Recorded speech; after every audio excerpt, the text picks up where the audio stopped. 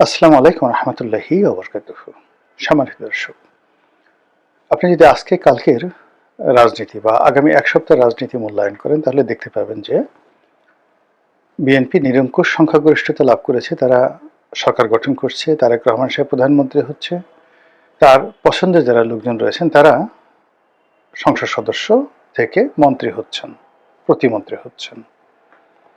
এটি হলো একেবারে শরীয়তি জ্ঞান।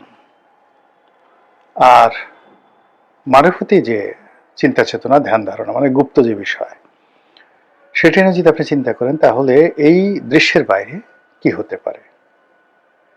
সেক্ষেত্রে প্রথমে আসবে পার্লামেন্টটা কতটা কার্যকরী হবে।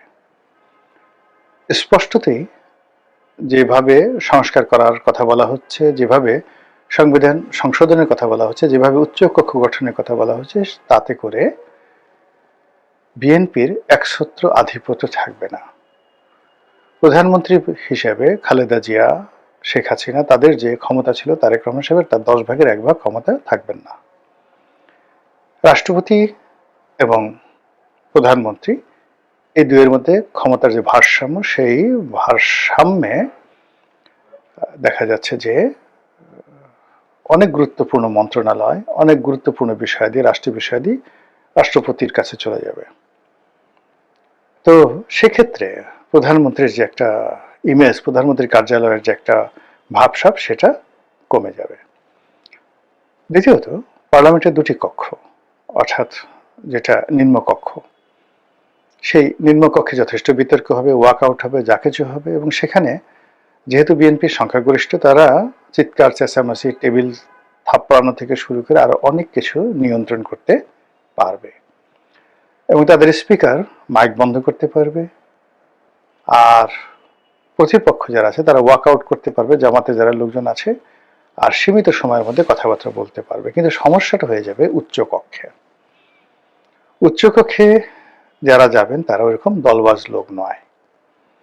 বিএনপি চেষ্টা করবে তাদের মতাদর্শের, পছন্দের জ্ঞানী গুণী শিক্ষিত যারা লোকজন রয়েছেন তাদেরকে হায়ার করার জন্য, অথবা নিজেদের দলের যে সকল ডেডিকেট রয়েছে, বয়স্ক মানুষ রয়েছে, সম্মানিত মানুষ রয়েছে যারা নির্বাচন করতে পারে না তাদেরকে।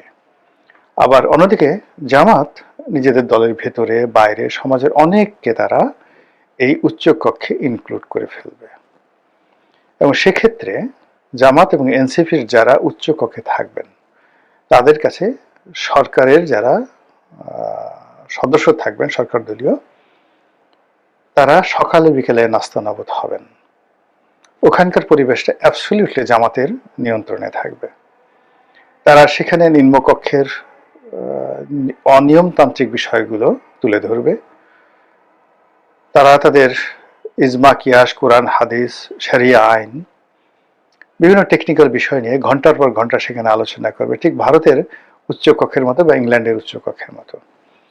যেমন দেখা গেলেন আপনি ভারতের যে উচ্চকক্ষ, সেখানে রাম জেঠ মালানি নামক একজন প্রখ্যাত আইনবিদ ছিলেন, মেম্বার অফ পার্লামেন্ট ছিলেন, যিনি একসময় ভারতের সেন্ট্রাল গভর্নমেন্ট বিজেপি সরকারের আইনমন্ত্রী ছিলেন। ভারতের তাকে বলা হয় সবচেয়ে বড় লয়ার। তো এই মানুষটি উচ্চকক্ষে গিয়ে যে ধরনের বক্তব্য দিতেন, কথাবার্তা বলতেন, নরেন্দ্র মোদীর ধুতি খোলা হয়ে যেত এবং তিনি সেখানে বলতেন যে আমি এই Narendra Modi is a nonsense, stupid. একবার তার রাগ হয়ে তিনি বাস্টার্ড বলে ফেলেছিলেন, যে আমি তার নির্বাচনের সময় টনকে টন, 1 টন মানে 27.5 মণ, টনকে টন টাকা আমি খরচ করেছি। আমি, তাকে বলা হয় 15 কোটি রুপি লয়ার, মানে যে কোনো একটা মামলা তিনি পরিচালনা করলে 15 কোটি টাকা নিতেন। তো one of the richest lawyer around the India subcontinent. তো এই ফলে কি হলো যে এই উচ্চকক্ষ কিন্তু মানে নিম্নকক্ষের চেয়ে উচ্চকক্ষের যে প্রচারণাটা ভারতে ওই সময়টাতে বেশি হয়েছিল। এবারও নিম্নকক্ষের চাইতে বাংলাদেশে উচ্চকক্ষে জামাতের যাদেরকে নিয়োগ দেওয়া হবে তাদের বাগ্মিতা, তাদের কথাবার্তার ধরন, তাদের যে যুক্তি উপস্থাপন, এবং তারা এমন একটা জায়গাতে আলোচনাটা নিয়ে যাবে যে আলোচনাতে বিএনপির যারা লোকজন রয়েছে তাদের কোনো প্রস্তুতি থাকবে না। আর যে বিষয়গুলো জামাত টার্গেট করে আলোচনা করবে সেই বিষয়গুলো বিএনপি আন্দাজই করতে পারবে না। আবার বিএনপি পরবর্তীতে যে বিষয়গুলো আলোচনা করবে ওই বিষয়গুলো আবার জনগণ শুনবে না। এই কারণ হলো আমাদের দেশের মানুষ একটু ধর্ম শুনতে চায়, কিচ্ছা কাহিনী শুনতে চায়, ইতিহাসের গল্প শুনতে চায়। এই কাজগুলো করার জন্য জামাতের যারা নেতাকর্মী তারা অভ্যস্ত। তারা একটা অডিয়েন্সকে 2 ঘন্টা 3 ঘন্টা তারা ব্যস্ত রাখতে পারে মিষ্টি মিষ্টি কথা বলে। আপনি সাইদির একটা ওয়াজি যদি এখনো বাজিয়ে দেন, মানুষ রাস্তায় দাঁড়িয়ে 2-3 ঘন্টা বসে বসে শুনবে। গুলিস্তানে বাজায় দেখেন, বসুন্ধরা মার্কেটে বাজিয়ে দেখেন, সব দোকানপাট বন্ধ করে মানুষ সাইদির ওয়াজ শুনবে। আপনি এখন মির্জা ফখরুল সাহেবের ভাষণ রাস্তায় ছাপিয়ে দেন, চালিয়ে দেন, বিএনপির মধ্যে সবচেয়ে আকর্ষণীয় পুরুষ বক্তব্যের দিক থেকে। তো তার বক্তব্য ছাড়েন, দেখবেন 2 জন লোকও দাঁড়িয়ে শুনবেন না। তো বুঝেন উচ্চ কক্ষে সে কি অবস্থা হবে। এই মারুফতিতে যেটা হচ্ছে যে আগামীতে রাজনীতিতে উচ্চ কক্ষ যেটা গঠিত হচ্ছে সেটা জামাতের দখলে থাকবে এবং এটা সরকারকে রীতিমতো বিব্রত করে ফেলবে। থার্ড যেটা আছে যে নির্বাচন যেটা হয়ে গেল এটা কতদিন টিকবে। সরকার যদি ভালো কাজ করে, তারেক রহমান সাহেব ভালো কাজ করে, টিকে যায়, যেটা সম্ভাবনা খুব অল্প, ভীষণ রকম অল্প। এত অল্প আমি এখন এটা আর বলতে চাচ্ছি না, শুধু আজকের এই ভিডিওতে এটাই বললাম যে সরকার ভালো করলে সরকার 5 বছর পূর্ণ মেয়াদে যেতে পারবে, কিন্তু যেটা সম্ভাবনা খুবই খুবই অল্প। আর যদি ভালো না করে তাহলে পুরো পরিস্থিতি নিয়ন্ত্রণের বাইরে চলে যাবে এবং যে কোনো সময় মধ্যবর্তী নির্বাচন হতে পারে, যে কোনো সময় সরকারের পতন হতে পারে, আরো অনেক কিছু হতে পারে। তো সেটা কি কারণে হবে, কেন হবে, এটা সময় হলে আপনারা দেখতে পাবেন। আমি শুধুমাত্র ইন্ডিকেশনগুলো দিলাম। তো সেক্ষেত্রে কি ধরনের রাজনৈতিক পরিস্থিতি তৈরি হবে। এখানে যদি সরকার সফল হয় তবুও রাজনীতিতে আওয়ামী লীগ অনিবার্য। সরকারের এই সফলতার বিরুদ্ধে আরো সফল কিছু করার জন্য, জনমত গঠন করার জন্য জামাত তখন আওয়ামী লীগের দিকে ঝুঁকে যাবে।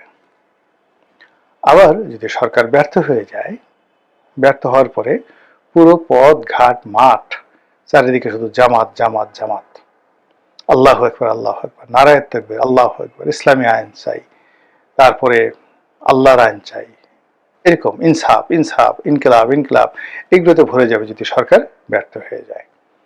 আর সেক্ষেত্রে যদি আওয়ামী লীগের মানে বিএনপির পতন হয় তাহলে জামাত ক্ষমতায় চলে আসবে এবং জামাত একবার ক্ষমতায় আসলে পুরো কোর্স অফ অ্যাকশন রাজনীতির আলাদা হয়ে যাবে।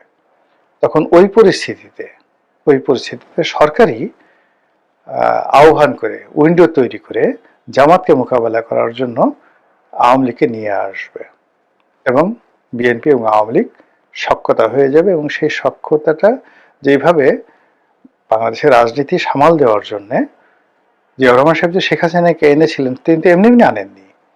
এর কারণ হলো বিরোধী দল না থাকার কারণে, আওয়ামী লীগ না থাকার কারণে জামাত জিয়াউর রহমানের জমানাতে এতটা শক্তিশালী হয়ে পড়েছিল, তখন তিনি বাধ্য হয়ে সেই লং মার্চ করার নামে মাওলানা আব্দুল হামিদ খান ভাসানীকে তিনি নামিয়ে দিয়েছিলেন। কিন্তু তখন তিনি বয়স্ক মানুষ, বুড়া মানুষ, তাকে দিয়ে সেই ভারতের ফারাক্কা লং মার্চ করালেন, কিন্তু কাজ হলো না।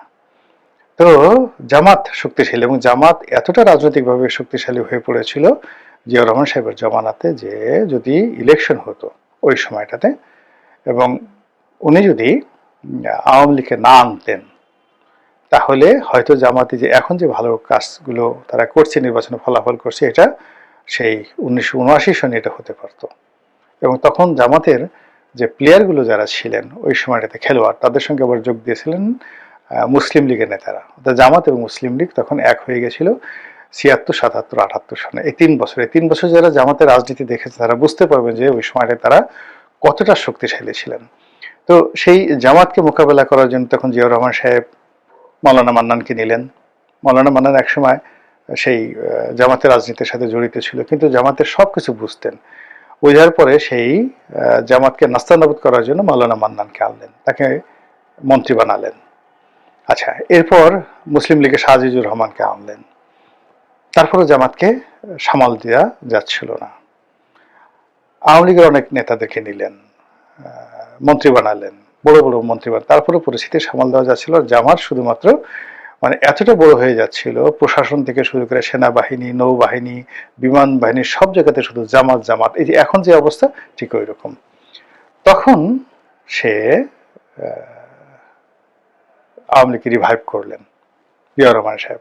দেখেন ইতিহাস ঘুরে ফিরে আবার আসে, সেই 79 সনে বা 78 সনে যে ঘটনাটা ঘটেছে, এই 26 সনে তারেক রহমান সাহেবের জন্য ঠিক সেম ঘটনাটা ঘটতে যাচ্ছে আরো অষ্ট ভাবে। তখন তিনি সেই যে বাকশালের মাধ্যমে যে আওয়ামী লীগ নিষিদ্ধ হয়ে গিয়েছিল, সেই আওয়ামী লীগকে তিনি আবার রিভাইভ করলেন। তারপর তিনি চেষ্টা করলেন সেই আওয়ামী লীগকে অ্যাক্টিভ করার জন্য, কিন্তু ঐক্য হচ্ছিল না। দুটো গ্রুপ, এখানে মিজান গ্রুপ, মিজানুর রহমান চৌধুরী তার নেতৃত্বে একটা গ্রুপ, তারা চেষ্টা করলো।